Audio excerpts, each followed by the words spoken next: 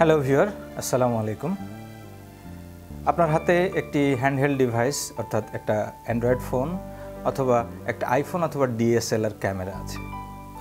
আপনি ছবি তুলতে গিয়ে বুঝতে পারছেন না যে আসলে কীরকমভাবে ক্যামেরাটা ধরলে বা আপনার ছবির এলিমেন্টকে কিভাবে সাজালে এটি দৃষ্টিনন্দন হয়ে ফুটে উঠবে অথবা সবাই ছবিটি দেখে বলবে বাহ, খুব সুন্দর হয়েছে। তো আজকে আমরা ফ্রেমের ভিতরের এলিমেন্টগুলোকে সাজানো গোছানো শিখব, মানে কম্পোজ করা শিখব, কিভাবে ফ্রেম কম্পোজ করতে হয়।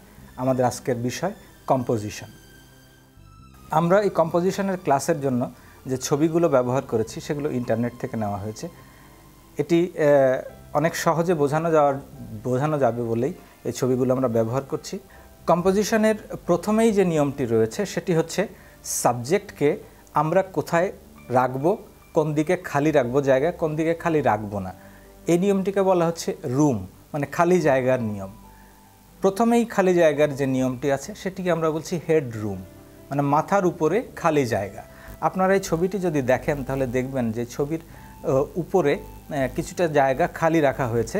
এটি ভুলবশত খালি রাখা হয়নি, এটি ইচ্ছাকৃত খালি রাখা হয়েছে, এটি নিয়ম।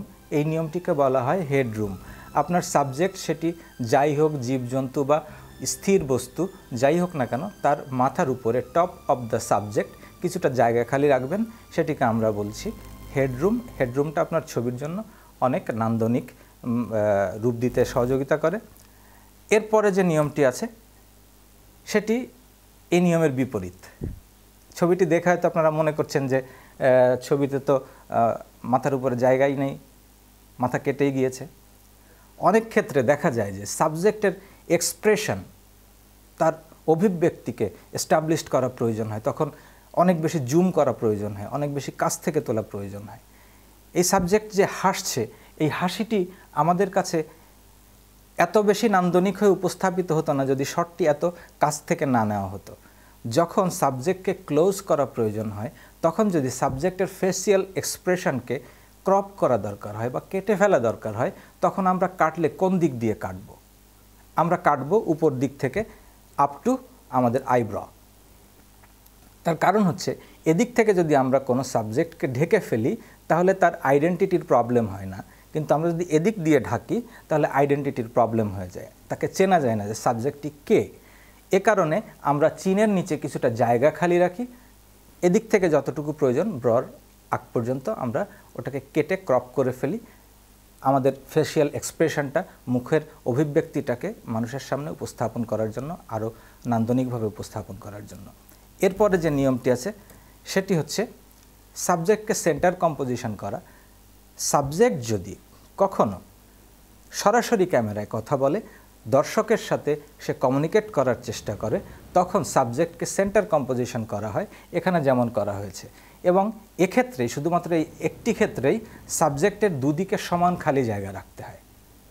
এটিকে বলছি আমরা শোল্ডার রুম বা কাঁধের দুদিকের জায়গা। এই নিয়মটিকে বলা হচ্ছে লুক রুম। সাবজেক্ট যেদিকে মুভ করছে সেদিকে কিছুটা জায়গা খালি রেখে দেওয়া, এটিকে বলছি আমরা, বা সাবজেক্ট যেদিকে তাকিয়ে আছে এদিকে জায়গা একটু ছেড়ে দেওয়া, ফ্রেমে কিছুটা জায়গা খালি রাখা, এটাকে আমরা বলছি লুক রুম। এই ছবিটি যদি আমরা দেখি তাহলে দেখব যে এখানে সাবজেক্ট যেদিকে মুভ করছে সেদিকে আমরা অনেকখানি জায়গা খালি দেখতে পাচ্ছি। এটি ইচ্ছাকৃত নয়, এটি নিয়ম। সাবজেক্ট যেদিকে মুভ করবে সেদিকেই জায়গা বেশি খালি রাখতে হবে এবং যেদিকটা ছেড়ে এসেছে সেদিকে জায়গা কম থাকবে। এটি লুক রুম বা ওয়াকিং রুম। এরপরে আমরা যে নিয়মটা জানব এটিকে বলা হচ্ছে রুল অফ থার্ড। অনেকে কনফিউজড হয়ে যায় ক্লাস নেওয়ার সময় যে রুল অফ থার্ড এত পরে আসলো কিভাবে, এটা তো 3 নম্বর নয়।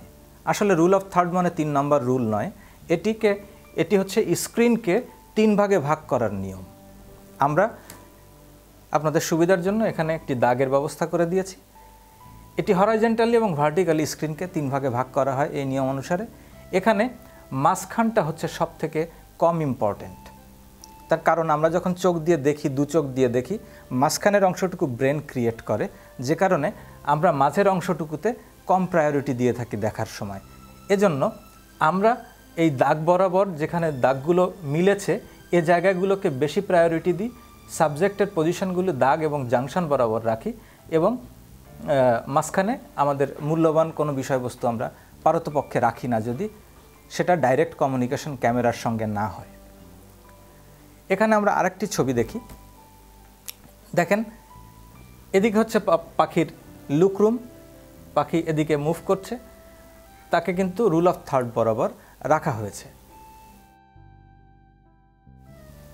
এই নিয়মটি হচ্ছে ব্যালেন্স। প্রশ্ন হতে পারে কিভাবে এটি ব্যালেন্স? একদিকে ছোট একদিকে বড়, এদিকে বড় বস্তু এদিকে ছোট বস্তু, বিষয়বস্তুর ব্যালেন্স কিভাবে হলো?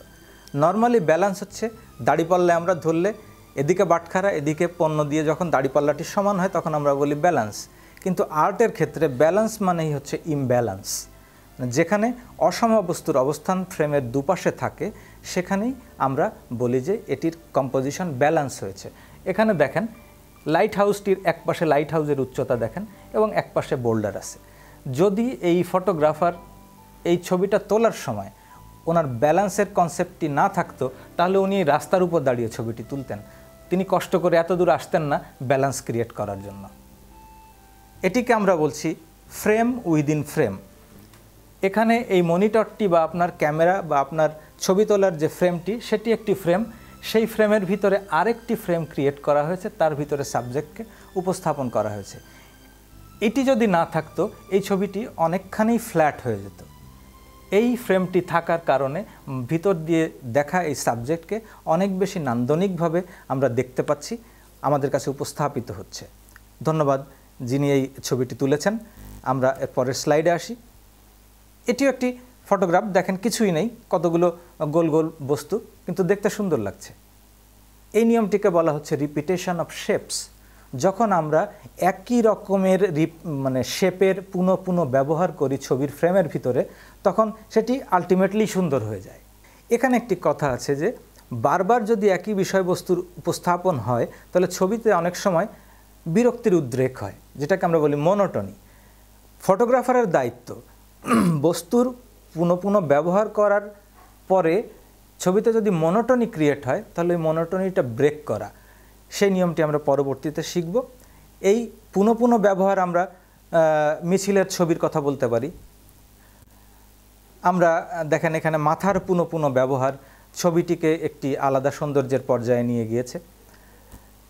এখানে দেখেন, ইচ্ছাকৃতভাবে হোক অনিচ্ছাকৃতভাবে হোক মাথার পুনঃ ব্যবহার এবং সেই সাথে মনোটনি ব্রেক করার জন্য এখানে মূর্তিগুলোর ব্যবহার করেছেন।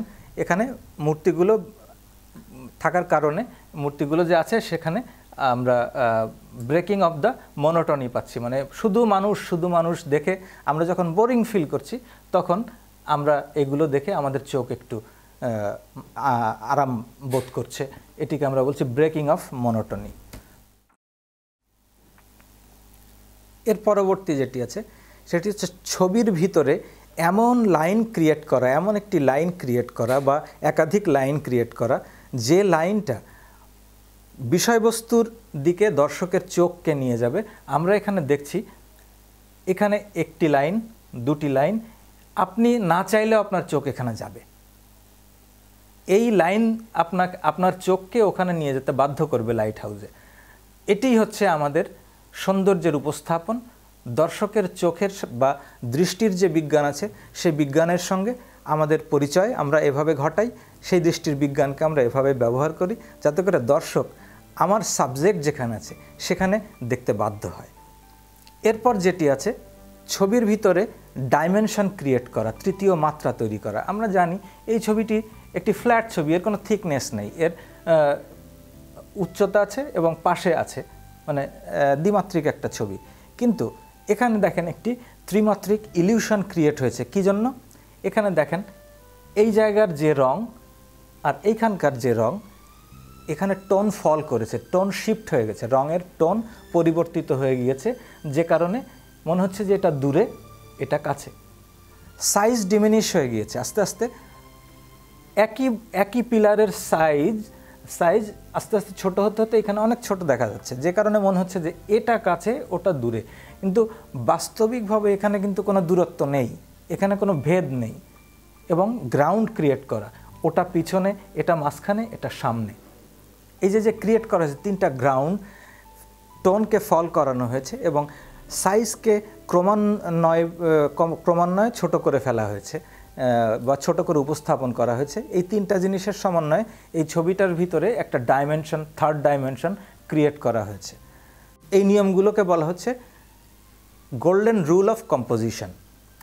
আপনি আপনার ক্যামেরাটি বা হ্যান্ডহেল্ড ডিভাইসটি যখন হাতে নেবেন ছবি তোলার জন্য, তখন আপনার মাথায় যদি এই 10টি নিয়ম আসে বা গোল্ডেন রুলগুলো আসে, সেভাবে যদি আপনি আপনার ছবিগুলোকে কম্পোজ করে উপস্থাপন করেন বা ছবিতে ক্লিক করেন, তাহলে আপনার ছবি দেখেও সবাই বলবে বাহ, খুব সুন্দর হয়েছে।